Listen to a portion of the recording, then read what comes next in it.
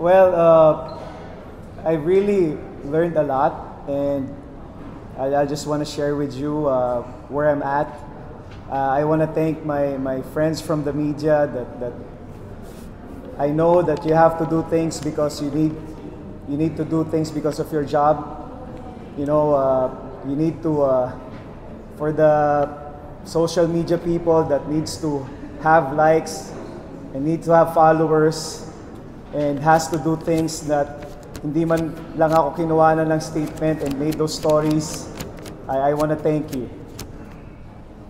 But I also want to thank my real friends in the media that respected my space, respected my silence, and didn't came out with any story that's not one-sided. I know who you are, and I'll be forever grateful for you guys. And I'm just so fortunate that I have my Lasallian family, the team, the management, and all the people that came up to me and tried to support me because tao rin po ako. Yung suhusgahan niyo po ako nang hindi niyo muna po nakukuha yung totoong storya, syempre po masakit din para sa akin. But nakikiusap lang po ako sana na wag na po tayong maglabas or magbatuhan ng accusation because we are playing this game of basketball and we just want to enjoy it. And nakikiusap din po ako sa mga tao na tumulong sa akin. Maraming salamat po.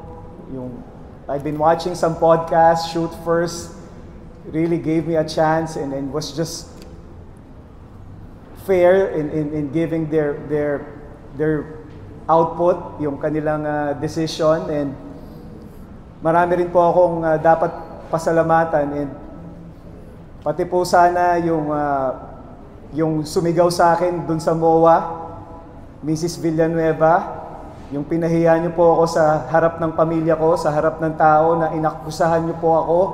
Kaya ako po kayo hindi masagot dahil hindi po talaga akong gumawa nun. But sana po, pag nagkita tayo, meron din po kayo saan ng lakas ng loob na magsabi sa akin na mali po yung inakusahan niyo sa akin.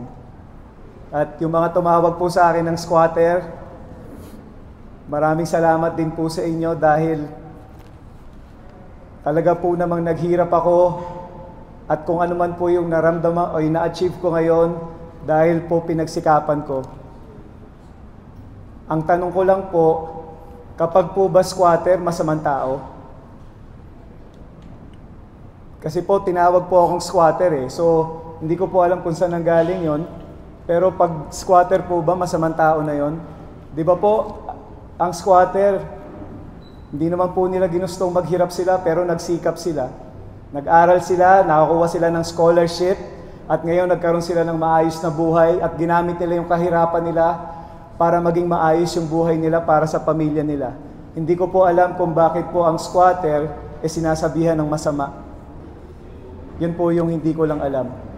At ngayon po, nakikiusap din po sana ako, sana po wag din po natin akusahan yung bata dahil hindi niya po kakayanin yung pinagdaanan ko.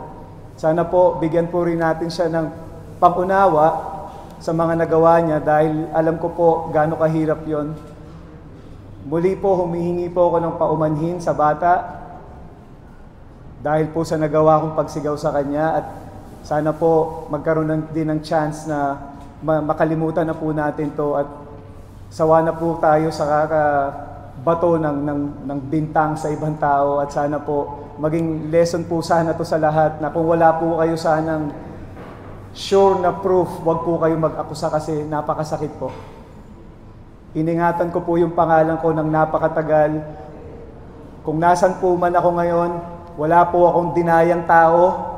Nanalo po ako ng mga games dahil po ginawa ko yung tama. So para po akusahan niyo ako ng masamang tao, pero pinapatawad ko po kayo dahil I will always live by what we always pray at Lasal.